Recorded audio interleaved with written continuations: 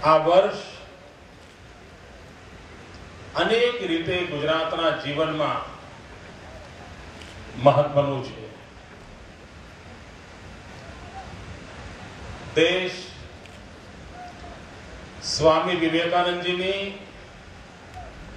150મી જયંતિ ઉજવી રહ્યો છે. શ્રીમદ સયાજીરાવ ગાયકવાડજીના 150મી જયંતિનો અવસર છે. ભાવનગરમાં કૃષ્ણકુમારજીની શતાબ્દી ઉજવાઈ રહી છે. પ્રખર બુદ્ધિશાળી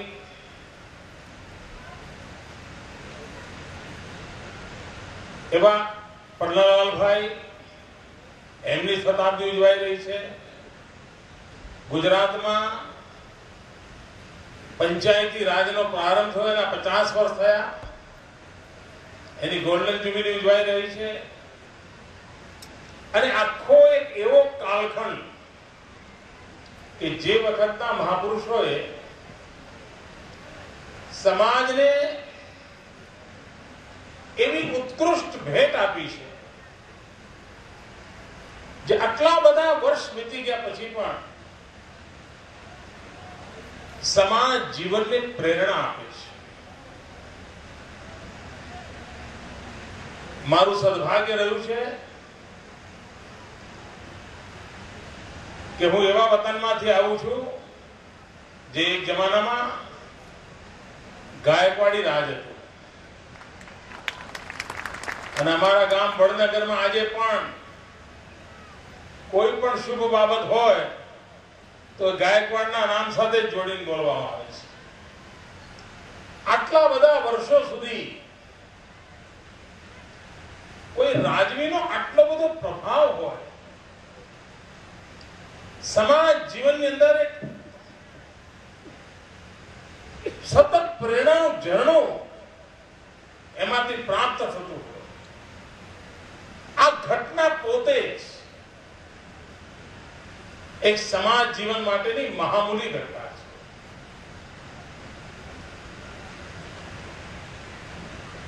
સામાન્ય પરિવારમાં જન્મીને એક બાળક રાજવી પરિવારમાં ઉછરે અને 18 વર્ષની નાની ઉંમરે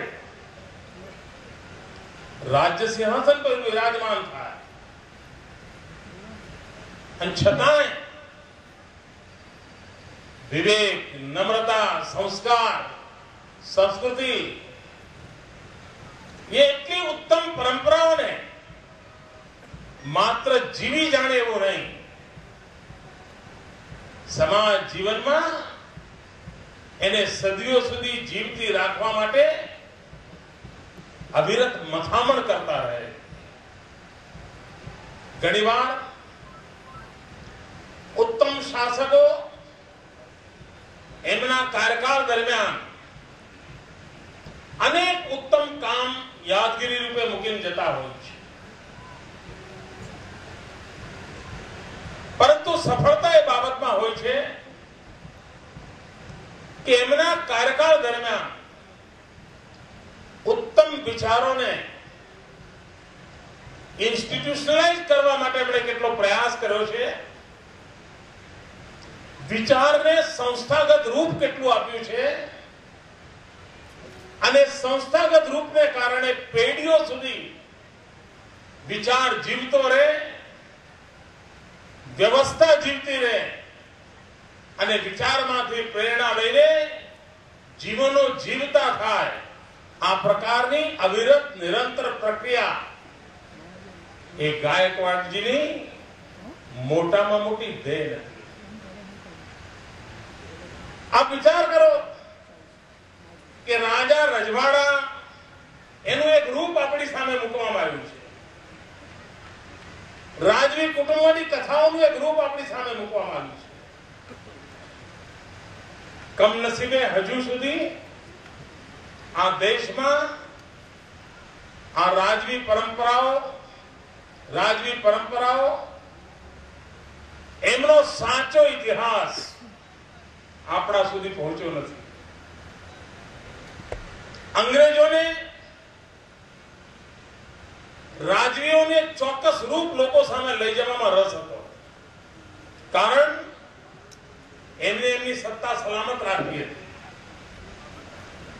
જો રાજવીઓની કીર્તિ વધતી જ જાય અને રાજવીઓ અંગ્રેજ સલ્તનત માટે પડકાર બની જાય તો એમને અઘરું પડે.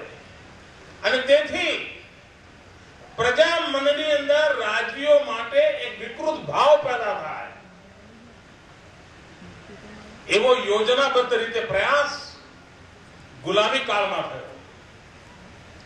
રાજા મહારાજાઓના અત્યંત ઉત્તમ કામોનું વર્ણન કરતા પુસ્તકો ન લખાયા. વિદેશી લેખકો દ્વારા પુસ્તકો કયા લખાયા? તો રાજાનો બાથરૂમ કેવો છે, એમનું ડાઇનિંગ ટેબલ કેવું છે, ડાઇનિંગ ટેબલ પર સોનાની ટ્રેનમાં કેવી રીતે ખાવાનું આવે છે, આવી જ બાબતો, કૂતરા કેટલા છે, એમના શોખ કે આવી જ ચીજો અંગ્રેજ લેખકોએ આ રાયના પર્વત કરીને સમાજ જીવનમાં એક એવું વાતાવરણ બનાવ્યું કે જેના કારણે આ રાજ સત્તાઓ સામે એક અણગમાનો ભાવ પેદા થાય, એક અભાવ પેદા થાય અને ભારતની સાચી શક્તિના દર્શન દુનિયાને ન થાય એવો અંગ્રેજ સલ્તનતે જાગૃત પ્રયાસ કર્યો.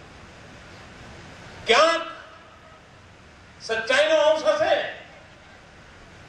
પરંતુ અનેક ઉત્તમ બાબતો જે હતી એના વિશે આ સંશોધકોની કલમ કામ નહોતી કરતી, કારણ કે નિશ્ચિત સોંપેલી જવાબદારીની પૂર્તિ માટેની કલમ કામે લાગેલી હતી અને પરિણામે એક ચોક્કસ પ્રકારનો ભાવ લગભગ 150 વર્ષ સુધી આપણા દેશમાં ધીરે ધીરે પર્કોલેટ કરવાનો પ્રયાસ થયો.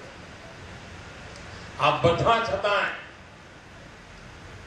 આ દેશની પ્રજાના મનમાં આ રાજવી વ્યવસ્થા માટે, અને જો પ્રજાવત્સલ વ્યવસ્થા હોય તો પ્રજાના પ્રેમમાં ક્યારેક ઘટાડો થતો નહીં. પેઢી દર પેઢી પ્રજાનો આ પ્રેમ અવિરત વહેતો હતો અને એ પણ અંગ્રેજ સલ્તનત માટે એક માથાના દુખાવાનું કારણ હતું.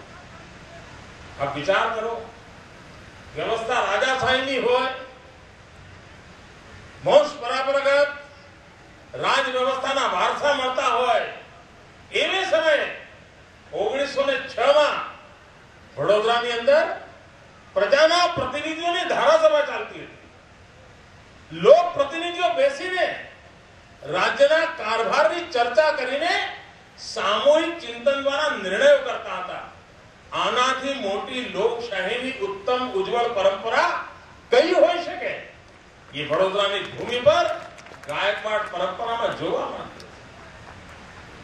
પ્રજા પરિષદની કલ્પના, લોક સંમેલનો અને એના દર 2 વર્ષે અધિવેશનો ગાયકવાડજીના સમયમાં નિરંતર થતા હતા. અને એક વાર તો જયારે મહેસાણામાં 1938માં સંમેલન થયું ત્યારે એની અધ્યક્ષતા સરદાર પટેલે કરી હતી.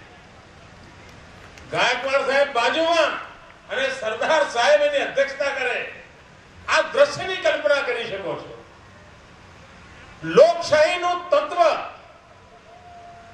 વ્યવસ્થા તરીકે રાજ વ્યવસ્થા હોવા છતાં લોકો પ્રત્યેના અઢળ પ્રેમનું પરિણામ એ સહજ રીતે લોકશાહીની વ્યવસ્થાના પરિણામ કરી બન્યું.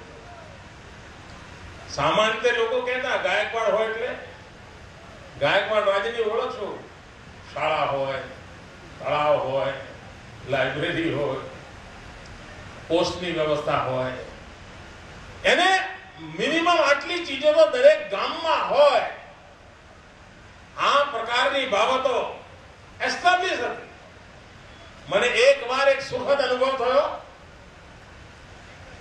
હું એકવાર દ્વારકા વિસ્તારના સમુદ્રી કિનારાના અંતરિયાળ ગામોમાં કન્યા કેળવણીનું અભિયાન ચલાવવા માટે ત્યાં ફરતો હતો અને સમજાવતો તો દીકરીઓને ભણાવો. ખૂબ મોટી સંખ્યામાં માતાઓ બહેનો એ કાર્યક્રમમાં હાજર હતી. મેં પ્રશ્ન પૂછ્યો ત્યાં કે તમે અહીંયા બધી આટલી બધી બહેનો છો, તમારામાંથી ભણેલી કેટલી છે?